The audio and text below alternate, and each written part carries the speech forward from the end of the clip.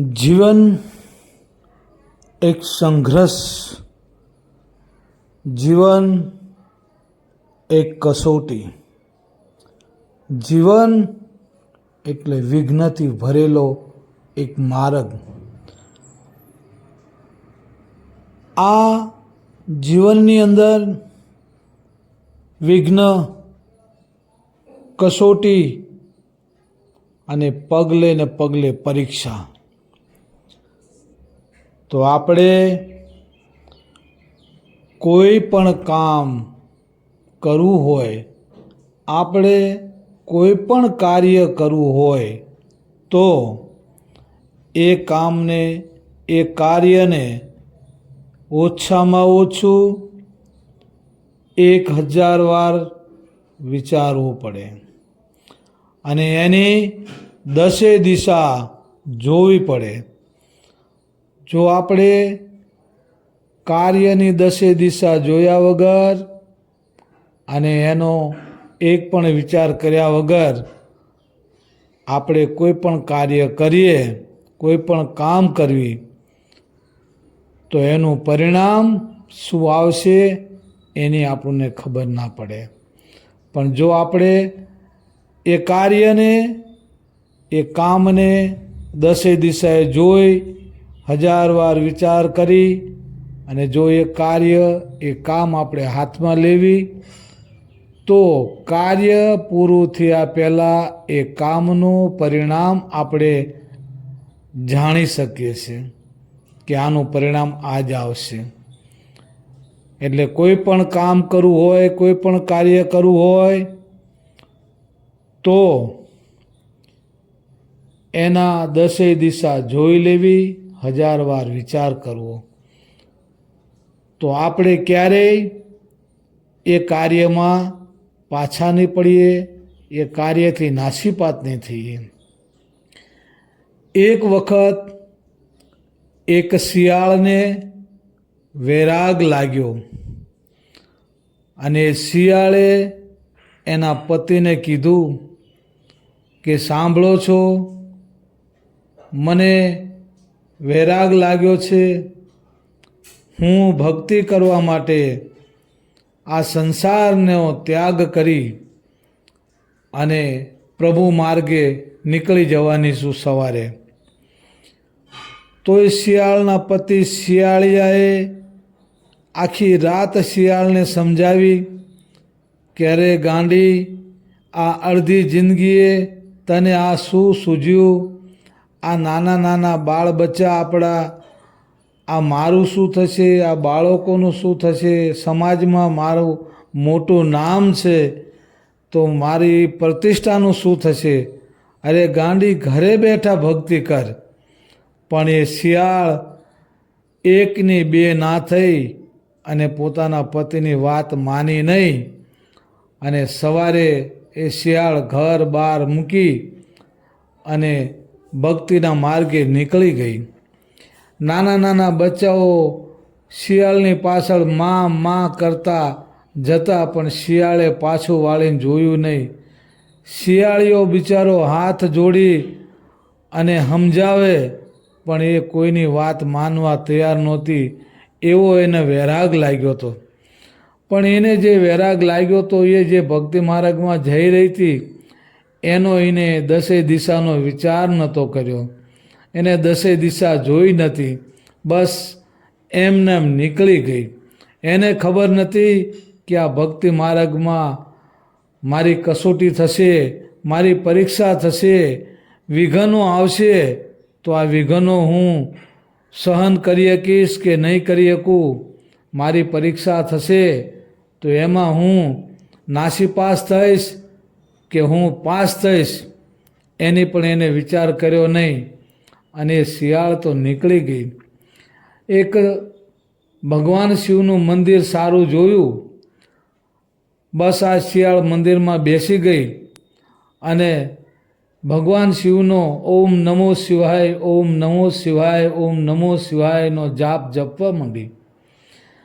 સવાર થતાં ગામના લોકો આવ્યા, મંદિરની અંદર શિયાળને જોઈ અને બધા વિચારમાં પડી ગયા કે હવે આપણે ભગવાન શિવની પૂજા કઈ રીતે કરશું? મંદિરમાં તો શિયાળ બેઠી છે.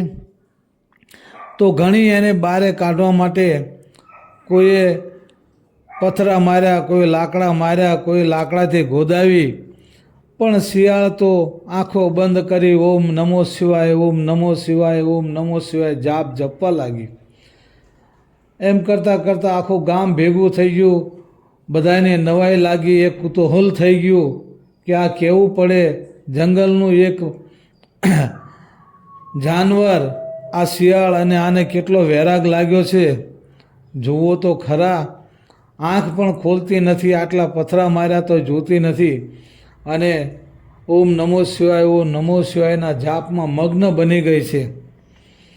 બસ આ કુતૂહલ થયું. એક દિવસ વીત્યો, 2 દિવસ વીત્યા, 3 દિવસ વીત્યા, અને ચોથા દિવસે ત્યાંથી એક ગુરુ અને એક શિષ્ય નીકળ્યા.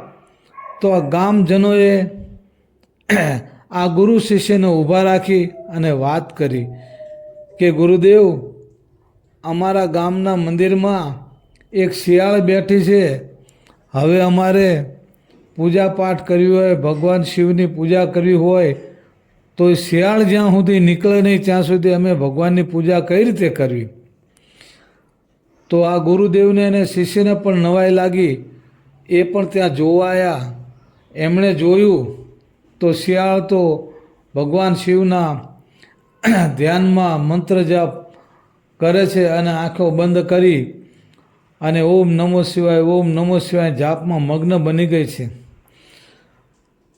તો ગામ લોકોએ કીધું કે ગુરુદેવ, આનો કોઈ ઈલાજ? ગુરુદેવે કીધું તમે ચિંતા ન કરતા, હું જોઉં અને કેટલોક વૈરાગ લાગ્યો છે.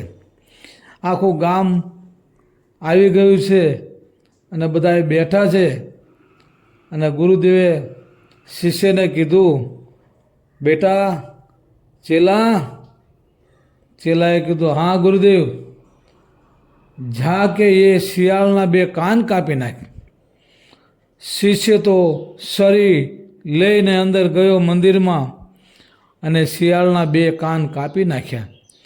તોય શિયાળ તો ઓમ નમો શિવાય, ઓમ નમો શિવાય, એના એ કાન કાપ્યા, એને કોઈ પીડા હતી નહીં. ગામ આખું કે ભારે કરી, કાન કાપ્યા તો શિયાળ તો આંખ ખોલતી નથી કે. થોડી વાર થયું પછી ગુરુદેવે કીધું, બેટા ચેલા, જા એ શિયાળનું નાક કાપી નાખ. ચેલો સરી લઈને ઉપડ્યો, શિયાળનું નાક કાપી નાખ્યું. તોય શિયાળ તો એની મસ્તીમાં બેઠી છે.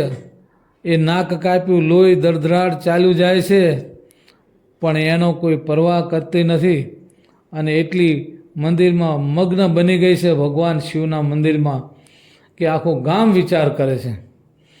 થોડી વાર થયું ત્યારે ગુરુજીએ કીધું કે બેટા ચેલા, કે જય ગુરુદેવ, એનું પૂંછડું કાપી નાખીએ. ચેલો છરી લઈને ઉપડ્યો અને શિયાળનું પૂંછડું કાપી નાખ્યું. કાનેથી, નાકેથી, પૂંછડેથી લોહી દળદળાટ ચાલ્યું જાય છે, પણ શિયાળ તો એટલી મગ્ન બની ગઈ છે કે જેની કોઈ વાત નહીં. આખું ગામ વિચારમાં પડી ગયું કે આ એક જાનવર જંગલનું, અને આને કેટલો વૈરાગ. એના કાન કાપ્યા, નાક કાપ્યું, એનું પૂંછડું કાપ્યું, પણ તોય આંખ ઉઘાડતી નથી આ શિયાળ. વાહ ભાઈ વાહ, કેવી ભક્તિ કહેવાય. થોડી વાર થયું ત્યાં ગુરુજીએ કીધું કે બેટા ચેલા, કે હા ગુરુદેવ, હવે એની 2 આંખ કાઢી નાખીએ. ચેલો કે જી ગુરુદેવ. જેવો ચેલો મંદિરમાં આંખ કાઢવા ગયો, શિયાળને એમ થયું કે ઓહો, આંખો જતી રહેશે તો હું કઈ રીતે જોઈશ કે, અને મારું શું થશે કે. ભલું કરે ભોળાનાથ, એમ કરીને શિયાળ તો કૂદકો મારી નીકળી બહાર. બધા કે આ જાય, આ જાય, આ જાય. જાય રે જાય ભાઈ, જંગલ ભેગી થઈ ગઈ, ઊભી ના રહી. ગામ આખું હસવા લાગ્યું કે શિયાળ તો ભાગી જઈ ગઈ. આંખો કાઢવાનું આવી તો શિયાળ ભાગી જઈ. બસ આજ આપણા જીવનની અંદર વિચારવા જેવું છે અને આજ સમજવા જેવું છે કે શિયાળનો વૈરાગ આટલો જ હતો. જો ખરેખર સાચો વૈરાગ હોત તો આંખો કાઢી હોત કે ગળું કાપ્યું હોત તો એ શિયાળ ત્યાંથી ઉઠત નહીં. પણ વિચાર કર્યા વગરનું કોઈ પણ કામ, કોઈ પણ કાર્ય કરવું નહીં. એની દસે દિશાનો વિચાર કરી લેવો જોઈએ, એનો 1000 વાર વિચાર કરી લેવો જોઈએ. આ શિયાળ તો ભાગી નથી, વિચાર કર્યા વગરની ભક્તિમાં બેસી ગઈ હતી અને ગઈ એના પરિવારમાં. તો નાક નહીં, કાન નહીં, પૂંછડું નહીં, તો કોઈ ઓળખે નહીં. એનો ઘરવાળો ઓળખે નહીં કે તું કોણ છો આ નાક કાન વગરની? તો કે હું તમારી ઘરવાળી છું. કે શિયાળે બરાબર જોયું કે હા, શિયાળીઓ જોઈને કે બરાબર છે, તો આ નાક કાન ક્યાં કપાયા? કે હવે એ વાત કંઈ કરવા જેવી નથી. મારો વૈરાગ ઉતરી ગયો છે અને હું હવે પાછી આવી છું, મને રાખી લો, હવે મારે ભક્તિ નથી કરવી. શિયાળ કે ભાઈ હા, રહી જા, તારું ઘર છે, તારા છોકરા છે, ભલે નાક કાન અને પૂંછડું કપાઈને આવી, પણ આવી ભક્તિ તારે નહોતી કરવી. ઘરે બેઠા ભક્તિ કરી હોત તો તારી આ દશા ન થાત. પણ હવે શિયાળને કબૂતી સૂજી હતી તો એ બિચારી શું કરે? નાક કાન અને પૂંછડો કપાઈને પાછી આવી. બસ આ ભક્તિનો સિદ્ધાંત છે કે આપણે 3 અવસ્થા સુધી ભક્તિની અંદર ઊંડા ઉતરવી છે. જાગ્રતમાં ઉતરવી છે, સપનામાં ઉતરવી છે અને સસુપતિ અજ્ઞાન અવસ્થા સુધી આપણે ભક્તિમાં ઊંડા ઉતરીએ છીએ. પણ જ્યાં જાગ્રત સપન સસુપતિ, જ્યાં તુર્યા અવસ્થા આવે છે, જ્યાં સ્વયંની વાત આવે છે, ત્યાંથી આપણે પાછા પડી જઈએ છીએ. આપણને એવું લાગે છે કે શું હું પોતે ભગવાન છું? કદી નહીં, હોય જ ના શકે. મારા સિવાય કોઈ બીજો ભગવાન છે? જ્યાં ચોથા પદની વાત આવે છે ત્યાં જ આપણો પગ સ્થિર થતો નથી, ત્યાં જ આપણું મન સ્થિર થતું નથી. અને આ આખું જગત ત્રિગુણમય છે અને આપણે 3 ગુણ 3 અવસ્થા સુધી જ આપણે આ ભક્તિની અંદર રમણ કરી રહ્યા છીએ. પણ 3 ગુણ 3 અવસ્થા 3 બંકનાળ આ બધું છોડી દેવું પડે. એટલે જ મહાપુરુષો કહે છે કે 3 ત્રિવેણી 3 અવસ્થા 3 ગુણ ત્યાગે. આ શિવ શક્તિનો વાડો તોડી અને કોઈ જીવ અનુભવથી જાગે તો એની આ ભક્તિ લેખે લાગે. બાકી જ્યાં સુધી આપણે આ 3 અવસ્થા 3 ગુણ 3 ત્રિવેણી ની અંદર રહ્યા છીએ ત્યાં સુધી આપણી ભક્તિ કાચી છે. પણ આ 3ને પાર કરી અને ચોથા પદમાં જ્યાં આપણે જતા રહીએ તો મહાપુરુષો કહે છે એ રીતે આપણે એ ભક્તિને સાંગોપાંગ પાર ઉતરી જઈએ. પણ આપણે ચોથા પદમાં જતા નથી, મહાપુરુષોની વાતને સમજતા નથી કે નામ રૂપ ગુણ નાશ, ચોથું પદ અવિનાશ, ચોથા પદનો જાણે ભેદ, એને કહીએ હરિનો દાસ. આ ભક્તિ તો ઘરે બેઠા બેઠા થાય છે. આના માટે જંગલમાં જવાની જરૂર નથી, આના માટે ભેખ પહેરવાની જરૂર નથી, આના માટે વાળ વધારવાની જરૂર નથી, આના માટે મુંડન કરવાની જરૂર નથી. બસ એક જ વાત છે અને એ છે સદગુરુની સમજણ. સાચા સદગુરુની સમજણ મળી જાય અને આપણા નિજ સ્વરૂપની ઓળખાણ થઈ જાય તો એની હારે એકાકાર કેમ કરવું, એમાં એક રૂપે કેમ થઈ રહેવું અને સર્વત્ર જે પરમાત્મા છે એ પરમાત્માને કેમ આપણે એકાકારમાં રહી જવું, એ વાત જ ઘરે બેઠા સમજવાની છે. અને પરમાત્મા તો સર્વવ્યાપક અને વ્યાપક હોવા છતાં પણ આપણામાં એકાકાર રૂપ થઈ જાય છે. એ વાતને જ આપણે સમજવાની છે અને સમજીને ત્યાં ઊભું રહેવાનું છે. બોલો સદગુરુ દેવનો જય.